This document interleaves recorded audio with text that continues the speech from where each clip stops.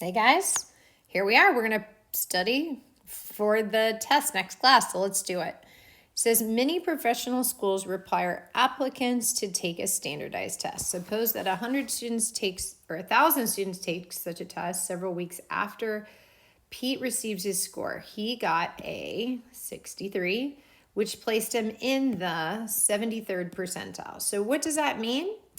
It means that this would be in the 50th percentile, right? So the 73rd percentile means the area to the left is 0.73, right? What is his source? 63. So what does the average student do? I don't know, but it's some number less than 63. So what does this mean? Pete's score was below the mean? No, it was above. Pete did worse than about 63% no. So again, the definition of percentile is Pete's score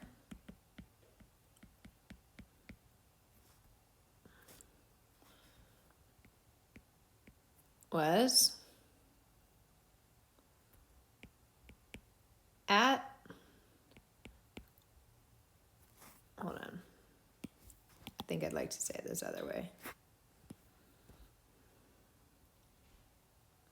63% of test takers were at or below Pete's score. And that's what we said is a percentile. So we're keeping on boogieing. Pete did worse than 73%. Wait. I messed that up already. 73rd percentile. Yeah, so 73. Yeah. So no, he did better than 63% of test takers, right? Pete did worse than 73%. Pete did the same or as better of 63%, or he did the same or better. Yep. So that's E is what we're saying here, right? Pete did the same. That's this at or below, right? The same or better than this 73% of people.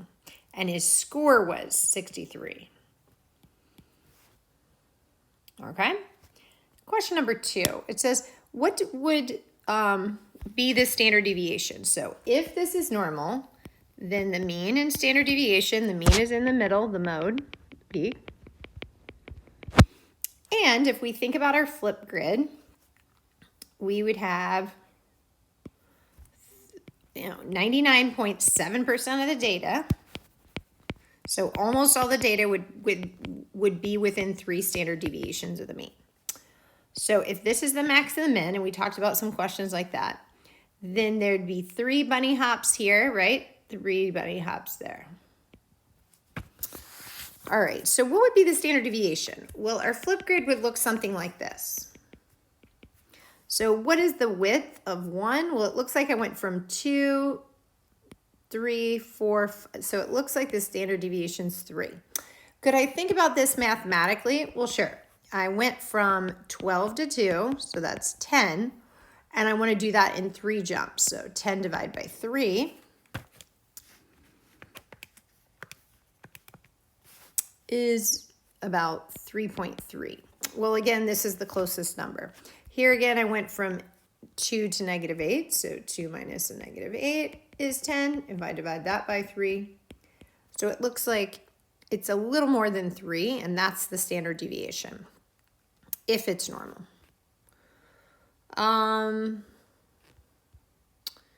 Now these go a little out of order, right? I just did that to fit it on the page. So I'm going to go to the next page here, question number 2. It says, rainwater was collected in a container of 30 different sites. The amount of the pH level was measured. The mean and the standard deviation are as followed. So that's the mean, that's the standard deviation. When the pH was recalibrated, they found it was found to be an error. The error can be corrected by adding 0.1 pH to all values. Okay, so that means this must like height. That's like saying if we made everyone wear a pair of shoes that were an extra inch taller, then the average person would add an extra inch taller. So the typical person would be that, and the standard deviation. So a person that's, let's say, again, I'll take this to my height, 67 inches, and when the standard deviation was 5, then a person that's 70, right, that's 12, 72 inches tall. If we add a pair of 1-inch shoes, then I'm going to be 68 inches tall, and the person 5 inches taller than me is going to be 73 inches tall. The standard deviation doesn't change, though. Notice it's still 5, but the location does. So let's see how this affects us. When the pH was recalibrated, an error added 0.1 each time. So that's going to add, won't add anything to the standard deviation. So the when we add or subtract the mean and standard deviation, the mean changes, the median changes, right? The max and the min would change, but our standard deviation would only change if I multiply or divide. And so this would also change if I multiply or divide. Okay, so, but then there's another problem. What if I multiplied? So then that would change this. So if I multiplied by 1.2, multiplied by 1.2, that would change my mean and standard deviation. 5.6 times 1.2, 6.72, 1.1 times 1.2, 1.32. So how do we get our answer? Looks like I messed something up. Yes, I see my mistake already. Yeah, all right. 4.7 times 1.2, 5.64.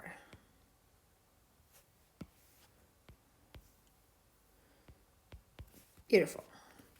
So again, when you add or subtract, you change the mean in measures of center, the min, the max, that type of thing, quarter 1, quarter 2. When you you don't change the standard deviation. So if you're interested in changing the standard deviation, you've got to multiply or divide. To change the mean, you could also multiply or divide.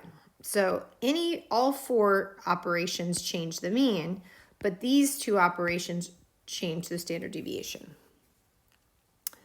All right. Oh, this is like a cheater graph. So this is a good review. The figure shows a cumulative relative frequency graph. That's a cheater graph, also known as an ogives. It says the number of alcohol ounces consumed in a week in a sample of 150 adults who reported to drink occasionally. About what % of these consume between 4 and 8 ounces a week? So between 4 and 8 ounces a week. So do-do-do-do-do. Do-do-do-do-do.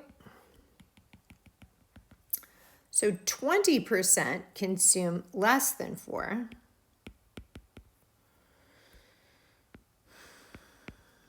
And 60% consume less than 8.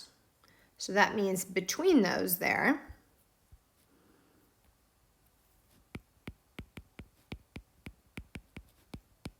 would be 40% would be between them. And our answer is 40%. Question number 5. The average yearfall in Chillyville is approximately normal with a mean of 55 inches. If the snowfall exceeds 60, what is the standard deviation? Okay, they won't tell us what that is. This is interesting, right? But this is 55, and if this is 60, this is one of the questions I'm telling you can't use a calculator for because they're leaving some pieces out. So we have to use table A. No worries, I've got a table A here handy. So we want to know if it exceeds 60 inches in 15% of the year, what is the standard deviation? Okay, so this says this is 15%, which means this has to be 85%. And I know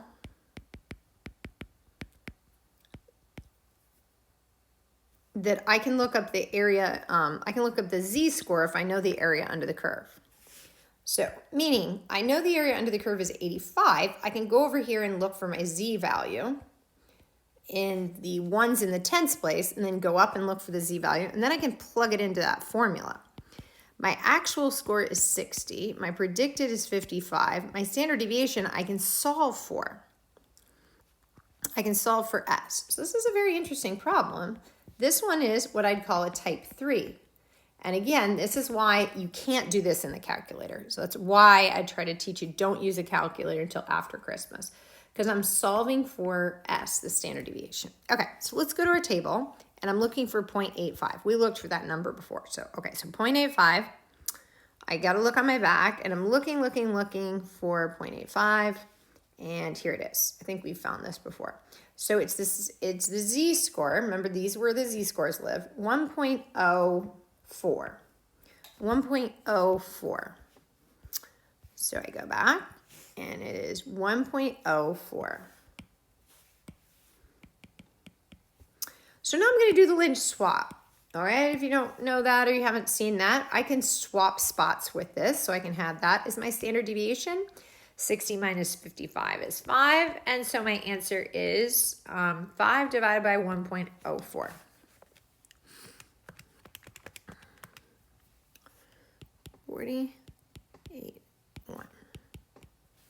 Now I can check this in my calculator. Oh, crap.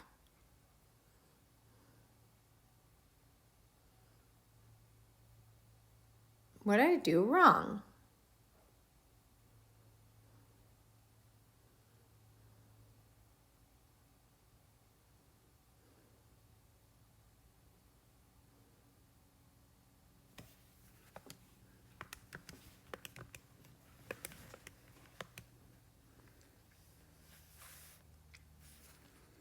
Oh, well, I'm using, okay. I was like really thrown off by that. But again, remember I didn't use a calculator. I used table A. So if this rounded 4.8, that rounds to 4.8. Okay. Now that I have my answer, I could check this in my calculator. So in a weird way, you could check this. You could type in inverse norm and type in the area to the left as 0.85. Type in the mean of 55 and the standard deviation of this answer, 4.83, and you should get the location 60. And if you do, you feel even better that your answer is A. Okay, so we can use a calculator to check. Now let's look at 26. It says the figure shown is a density curve. Oh, we keep saying this. This is a density curve, and the 7 values are marked on the density curve. Which of the following statements are true? All right. So we know that E is true because we have the answers in the back of the book. It says the area under the curve is 1. Yes, this is always true for density. A density curve has to be, because we're using it as a guide, and the area under the curve represents all of the dots, and that's the 100% of people. So would third quarter be D? They say no. Right? That doesn't look like the third quarter. maybe half of the data, right? Or the mean. That would maybe be the mean.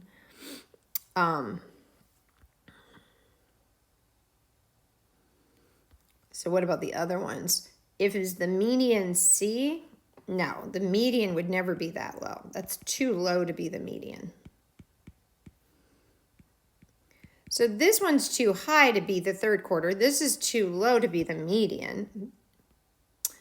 Is the area between B and F 50%? So B and F, no, that looks like lots more than 50%.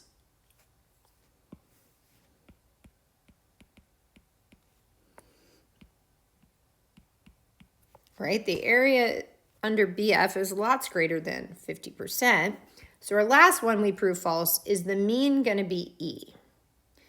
No. Remember I said this one is probably the mean because it's been pulled to the left. And this is the median because it's the middle value. If I put all the dots, that dot would be the one in the middle. So you might be thinking, well, what's this? That's called the mode. That's just the number that is the most. This is probably, I don't even know if this would be quarter 3. Yeah, not sure. Okay. 2.7, if the height of a population of men is approximately normal, and the middle, okay, so what they're saying is the middle 99.7%. So they're saying 3 standard deviations to the left, 3 standard deviations to the right. So they're saying the area under our curve, right, leaving a little to the left and a little to the right, is that they have a height between 5 feet and 7 feet. What is the standard deviation? So again, this is similar to this last problem here. I need to put my flaps, make 3 flaps. So how do I make 3 flaps? Well, this would have to be 6, right? So how many inches are between 6 and 7? Well, that'd be 12 inches, right? So I need to take the 12 inches and divide it in 3 equal pieces. So that would be 4 inches. So this would be 6'4", 4 more inches, 6'8", 4 more inches, 6'12", which is 7. This would be 5'8". This would be 5'4". And again, these are not women and men. This is actually men. All right, let's look at question number 28. It says the distribution of the time it takes for different people to solve a certain crossword puzzle is strongly skewed right. Meaning crosswords, a lot of people finish it and some people take forever. It says the mean is 30 minutes. So the meaning the mean has been pulled to the right. So we'll call that 30 minutes. And the standard deviation is 15. The distribution of z-scores for those times is. So if we think if it was normal, notice here, the distribution of z time for those scores is, since this is skewed right, those z-scores would also be skewed right. And once we normalize it, anything normalized has a mean of 0 and a standard deviation of 1.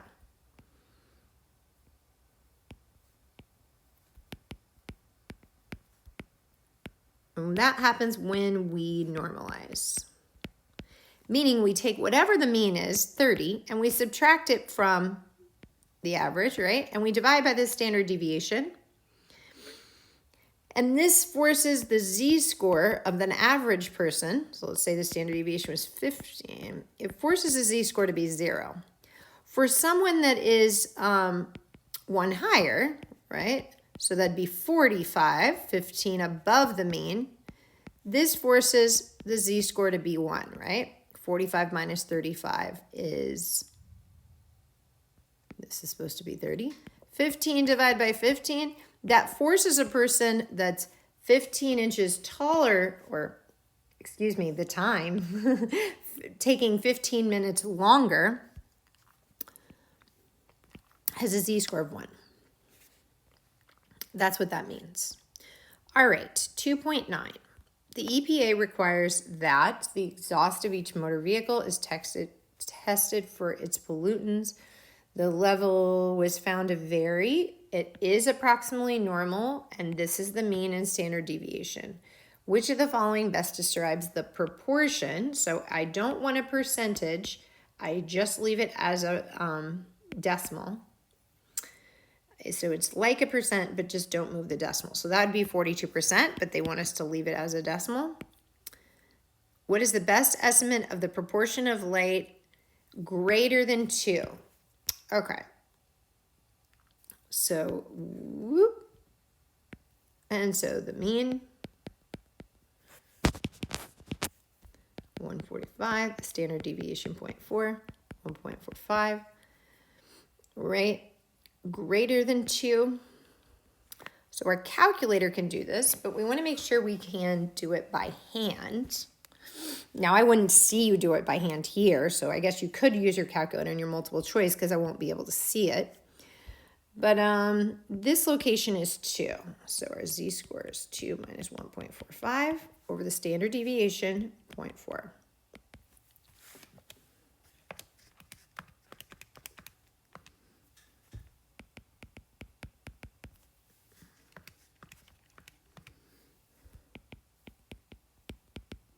So our z-score is 1.375. Knowing it rounds to the nearest hundredth, I'm going to look for 1.3538 in table A.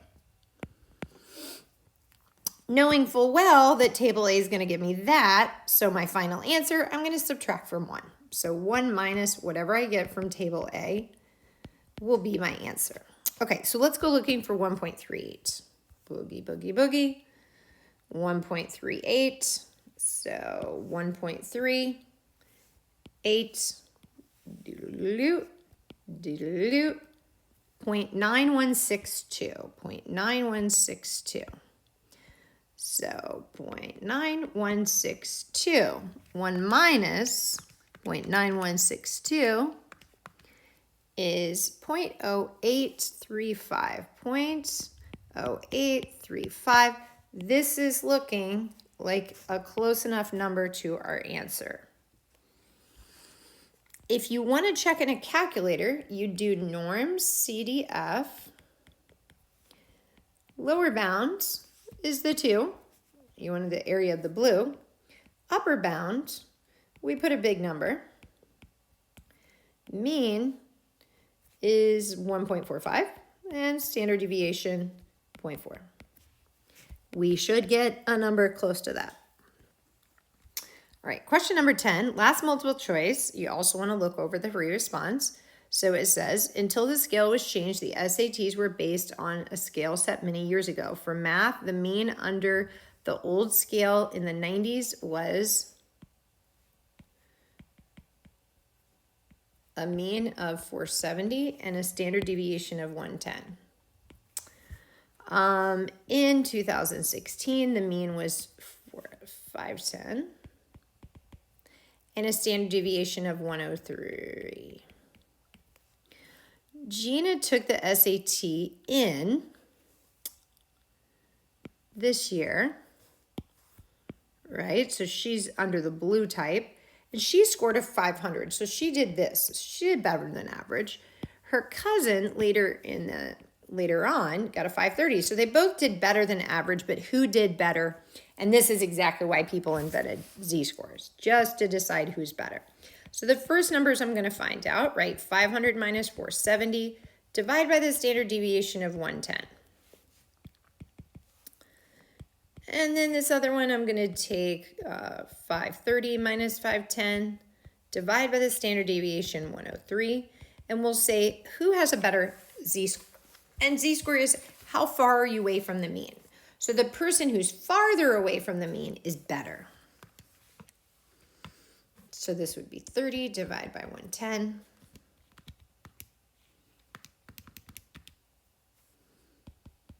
.27 repeating. All right, and this would be 20 divided by 103. 0.194. this person's better. So we're seeing the one that took it, Gina, before, did better.